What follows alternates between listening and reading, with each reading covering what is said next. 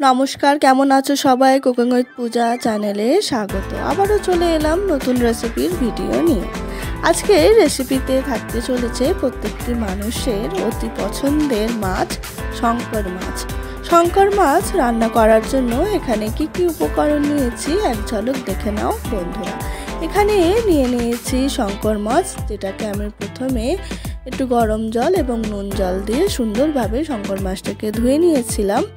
এরপর আদা রসুন বাটা, শুকনো লঙ্কা বাটা, গরম মশলার গুঁড়ো, কাশ্মীরি লঙ্কার গুঁড়ো, জিরের গুঁড়ো এবং নুন আর হলুদ দিয়ে সম্পূর্ণ প্লেটটাকে সাজিয়ে নিয়েছিলাম। এরপর সমস্ত মশলা দিয়ে শঙ্কর মাছটিকে মেখে নেব, আর মেখে নেওয়ার পর 2 মিনিট মতো ঢাকা দিয়ে রেখে দেব। আজকের এই রেসিপিটা একদমই সহজভাবে তোমাদের সাথে শেয়ার করছি। এরপর আমি গ্যাসটা অন করে বসিয়ে দেব কড়াই, আর কড়াইটা গরম হয়ে এলে দিয়ে দেব তার মধ্যে সরষের তেল। আর আজকে সম্পূর্ণ রান্নাটা কিন্তু সরষের তেলে হবে। ভিডিওটা স্কিপ না করে সম্পূর্ণ ভিডিওটা দেখার অনুরোধ রইল। আর যারা যারা আমার চ্যানেলে নতুন, চ্যানেলটিকে অবশ্যই সাবস্ক্রাইব করে নিও।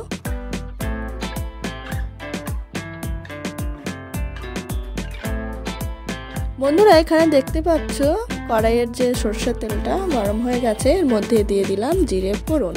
ফোড়ন দেওয়ার পর মেখে রাখা মাছগুলো দিয়ে সুন্দরভাবে কষাতে থাকবো প্রায় 15 থেকে 30 মিনিট মতো। একদম মাংসর মতো এই মাছটা আজকে রান্না হবে। আর এখানে দেখতে পাচ্ছ অনেকটাই কিন্তু তেল দিয়েছি। আর তোমরা কারে কারে শঙ্কর মাছ খেতে পছন্দ করো আর অবশ্যই কিন্তু কমেন্ট বক্সে জানিও। আর তোমরা কিভাবে শঙ্কর মাছ রান্না করো সেটাও কিন্তু অবশ্যই আমাকে জানিও। বন্ধুরা, আজকে আমি এইভাবেই শঙ্কর মাছটা রান্না করে নেব। আর তোমাদের আজকের রেসিপিটা কেমন লাগলো অবশ্যই কিন্তু কমেন্ট করে জানিও। আর তোমরাও বাড়িতে খুব তাড়াতাড়ি এই রেসিপিটা ট্রাই করো, আশা করি খুবই ভালো লাগবে। তো আজকের ব্লগ আমি এখানেই শেষ করলাম। বন্ধুরা, দেখা হচ্ছে নতুন কোনো ব্লগে। তোমরা সবাই ভালো থেকো, সুস্থ থেকো, টাটা।